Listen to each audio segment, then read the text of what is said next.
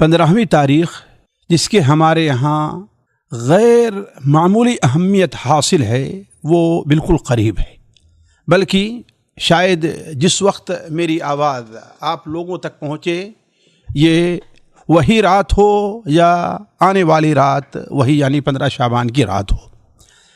اس رات کو یہ جو کچھ اہمیت دی جا رہی ہے اس سے متعلق ہمیں 2 باتیں آپ سے کہنی ہے۔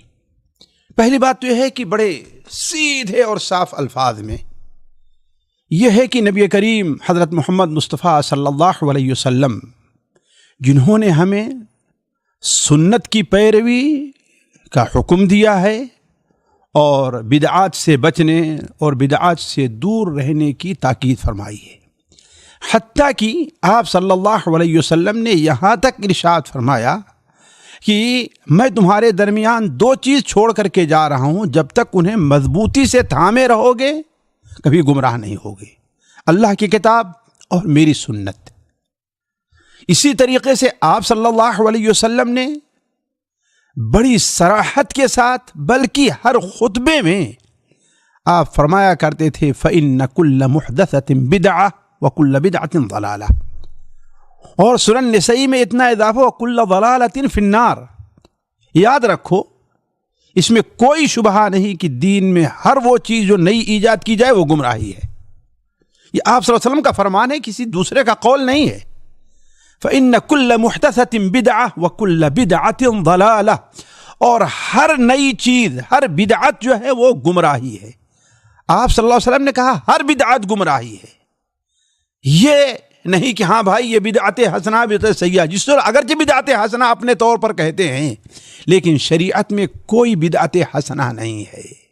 فَإِنَّ كُلَّ مُحْدَثَةٍ بِدْعَةٍ وَكُلَّ بِدْعَةٍ ضَلَالَةٍ، اور ہر ضلالت گمراہی ہے، اور ہر گمراہی نعوذ باللہ من ذالک جہنم میں لے جانے والا راستہ ہے۔ ہمیں دائیں طرف یا سیدھے لے کر کے نہیں جائے گا، ہمیں بائیں طرف لے کر کے جائے گا، جہنم کا راستہ ہے۔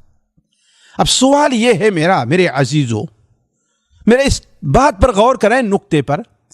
نبی کریم صلی اللہ علیہ وسلم کی نبوی زندگی میں 23 بار شعبان کا مہینہ آیا ہے، اور مدینہ منورہ یعنی ہجرت کرنے کے بعد نبی کریم صلی اللہ علیہ وسلم کی زندگی میں 10 بار شعبان کا مہینہ آیا ہے۔ تو کیا کوئی یہ ایک حدیث بھی لا کر کے ثابت کر سکتا ہے کہ نبی کریم صلی اللہ علیہ وسلم اس رات کو چراغاں کرتے تھے؟ اس رات آپ صلی اللہ علیہ وسلم کھانے کے لیے غیر معمولی اہتمام کیا کرتے تھے۔ آپ صلی اللہ علیہ وسلم اس رات کو خاص کر کے رات کو جاگا کرتے تھے۔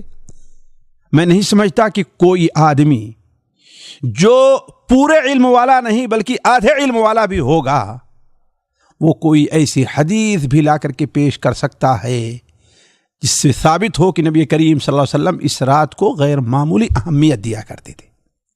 جی ہاں، سننے والے اور آپ کے ذہن میں ایک بات کھٹک رہی ہوگی کہ پھر آیا سنن ابن ماجہ کے اندر حضرت علی رضی اللہ تعالیٰ عنہ کی وہ جو روایت ہے کہ اللہ کے رسول صلی اللہ علیہ وسلم نے ارشاد فرمایا کہ جب شعبان کی رات ہو، یعنی اس کی فضل فرماتے ہوئے فَصُومُوا فَقُومُوا لَيْلَهَا وَصُومُوا نَهَارَهَا، لیکن ایک ادنا سا طالب علم بھی جانتا ہے کہ یہ حدیث علماء کے نزدیک سخت ضعیف نہیں بلکہ موضوع کے قبیل سے ہے۔ بات یہ ہے کہ کیا نبی کریم صلی اللہ علیہ وسلم کی زندگی میں اور آپ صلی اللہ علیہ وسلم کے بعد کسی صحابی اور کسی تابعی، اہم کبار تابعین میں سے کسی نے اس رات کا اہتمام کیا؟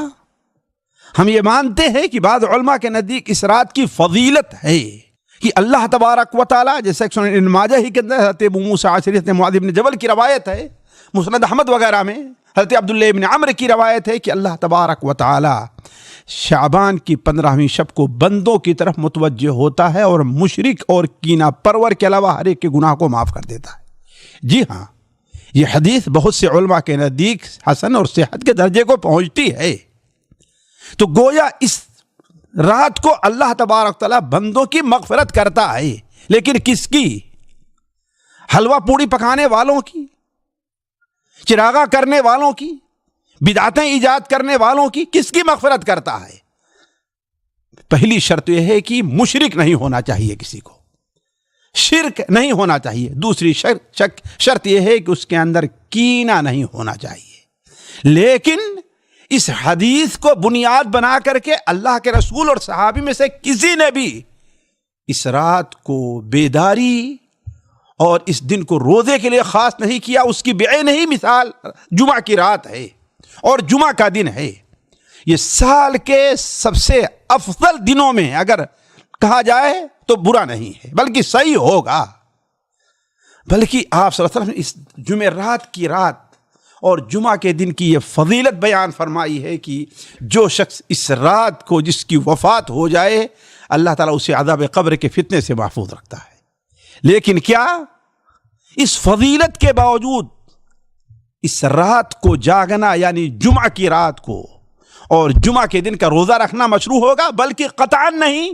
آپ صلی اللہ علیہ وسلم نے ارشاد فرمایا کہ جمعرات کی رات کو عام راتوں کو چھوڑ کر کے قیام کے لیے خاص نہ کرو اور جمعہ کے دن کو خاص کر کے روزے کے لیے نہ خاص کرو۔